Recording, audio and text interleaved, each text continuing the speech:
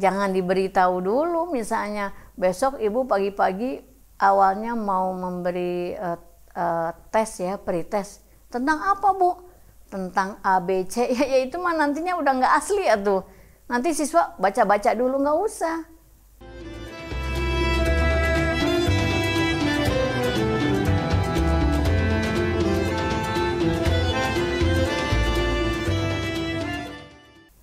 Assalamualaikum warahmatullahi wabarakatuh. Saya Khadijah Makarim. Topik kita kali ini adalah pretest dan posttest dalam KBM. Teman-teman sekalian, saya sengaja memproduksi video kali ini tentang pretest dan posttest karena beberapa kali saya ketemu mahasiswa di kelas-kelas saya itu ketika saya tanya apa bedanya pretest dan posttest, itu 80% ya mahasiswa saya ini itu mempunyai persepsi yang keliru tentang penempatan kapan pretest dan posttest itu dilaksanakan. Nah, bagi teman-teman mahasiswa yang mendengarkan video ini, mudah-mudahan kalau selama ini mempunyai persepsi yang keliru, mudah-mudahan video ini nanti bisa memperbaikinya. Jadi tujuannya materi ini saya sampaikan kepada teman-teman mahasiswa supaya pada saat menyelenggarakan kegiatan belajar mengajar nih bagi calon guru ya, atau mungkin teman-teman yang menjadi guru, masih guru pemula gitu, supaya tidak salah persepsi, tidak keliru dalam melaksanakan tes, yaitu pretest maupun posttest dalam kegiatan belajar mengajar. Tes itu sesungguhnya adalah serangkaian ya soal yang harus dijawab oleh siswa. Jadi kalau kita bicara tentang tes, pastilah konotasi kita terpikir oh itu adalah terdiri dari serangkaian soal yang harus dijawab oleh siswa gitu ya. Nah, tes itu ada macam-macam, ada tes lisan, ada tulisan, dan ada tes praktek atau tes perbuatan. Misalnya pada mata pelajaran tertentu, misalnya gini, ada pelajaran yang nggak bisa lah ada tes perbuatan lisan dan tulisan aja. Tapi ada mata pelajaran ketiga-tiganya bisa, ada lisan, ada tulisan, ada perbuatan misalnya. Kemudian ada mata pelajaran yang memang lebih dari 50% itu tes perbuatan ya, olahraga misalnya, seni musik gitu, itu kan lebih banyak praktiknya. Kemudian kalau biologi bisa perpaduan fisika, kimia. Kalau matematika mungkin lebih kepada tes tulisan ya. Jadi ada karakteristik tersendiri dari setiap mata pelajaran. Tapi kalau kita lihat sesungguhnya tes itu bisa diukur dari kemampuan lisannya, tulisan. Kan kadang-kadang siswa ada yang maaf ya, misalnya tes tulisannya kurang baik, tapi ketika tes lisan dia baik atau sebaliknya gitu. Jadi memang idealnya satu mata pelajaran itu bisa diukur ya, diambil nilainya dari tiga-tiganya gitu. Lisan, tulisan, dan perbuatan atau tes praktek.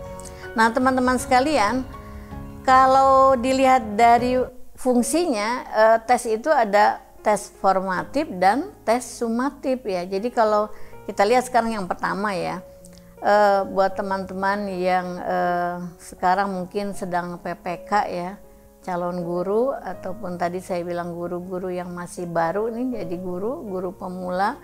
Nah, jadi yang dimaksud dengan tes formatif adalah gunanya memantau kemajuan belajar siswa. Jadi biasanya sih bentuknya itu ada tes-tes yang ringan gitu. Satu pokok bahasan sudah dibuatkan kuis, kemudian tugas-tugas individual secara bertahap sedikit-sedikit gitu ya.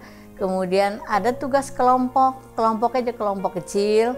Nah, kemudian ada UTS, kalau mahasiswa namanya UTS ya, ujian tengah semester.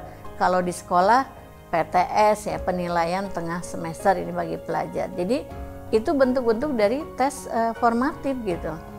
Nah, tes formatif ini dilaksanakan setiap selesai satu pokok bahasan gitu.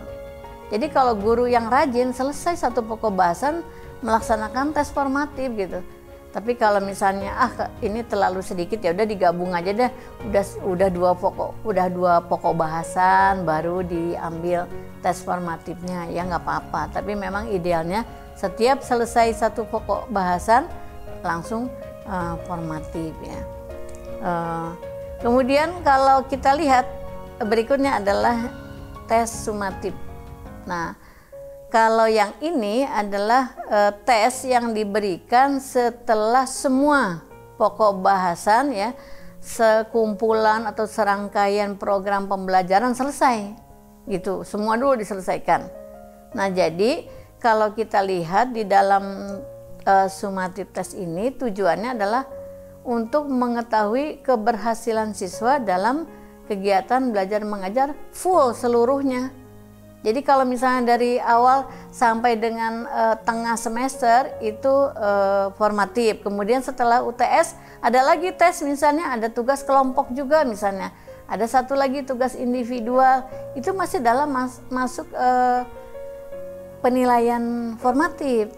Ya, nanti menjelang UAS, kemudian begitu selesai seluruh program satuan ya, pokok bahasan ke-1, ke-2, ke-3.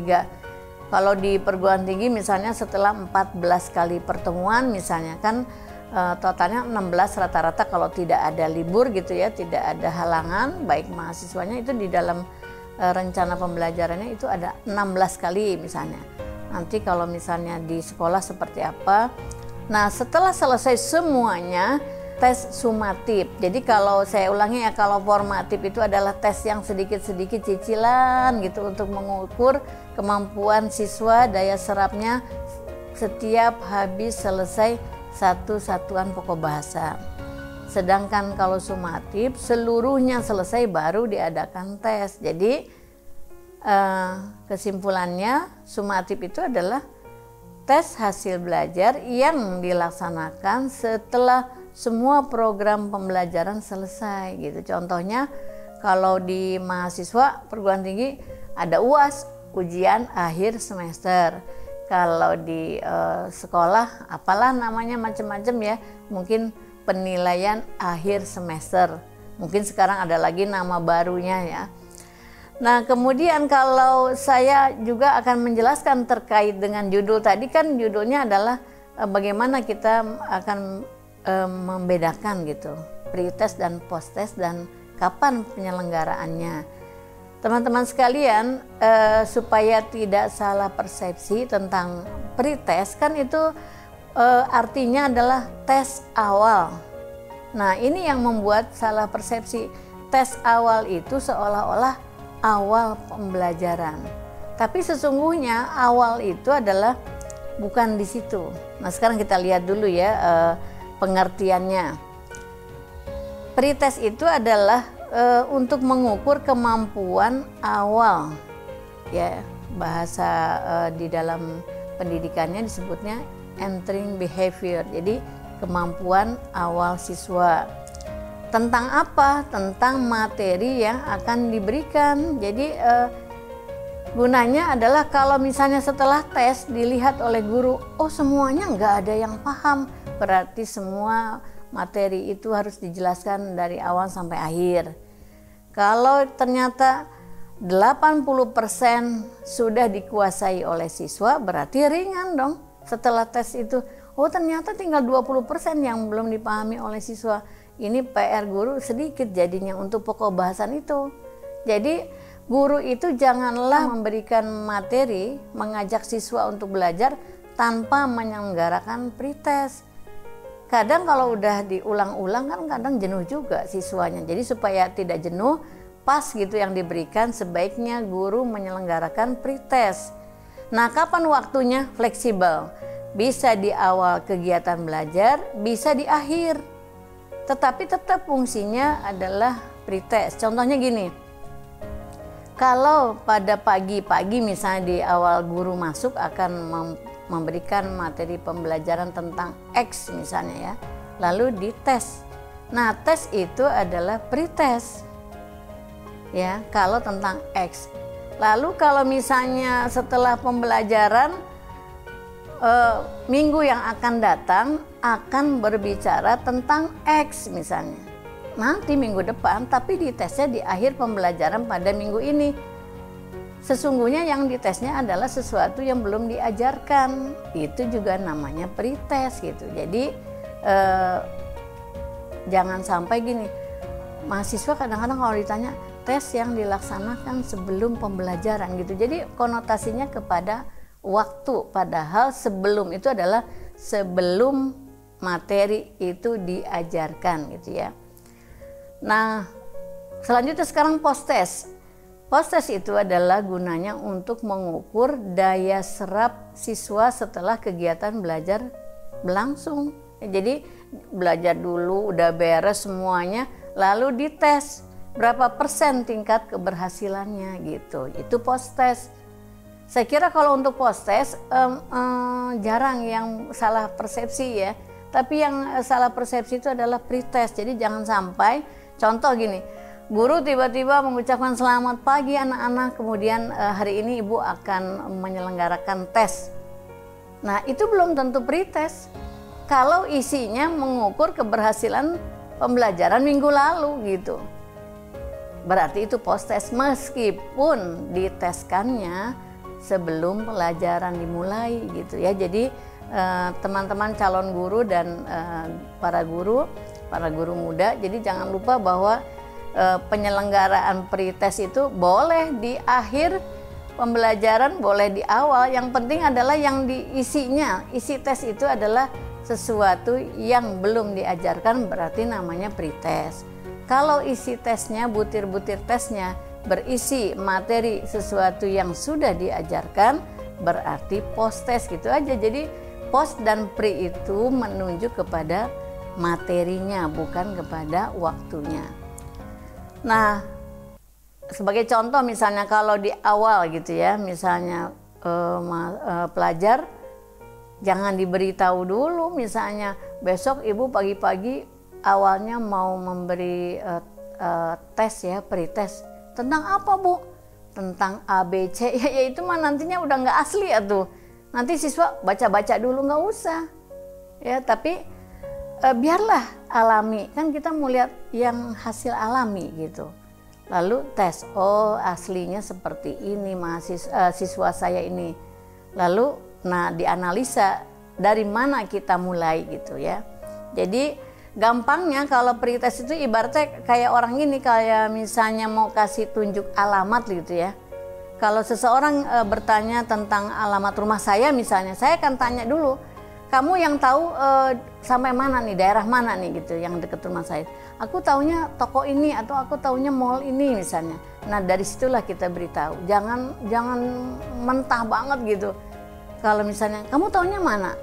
Oh misalnya saya di Bogor misalnya, saya taunya cuma sampai terminal Baranang Siang misalnya.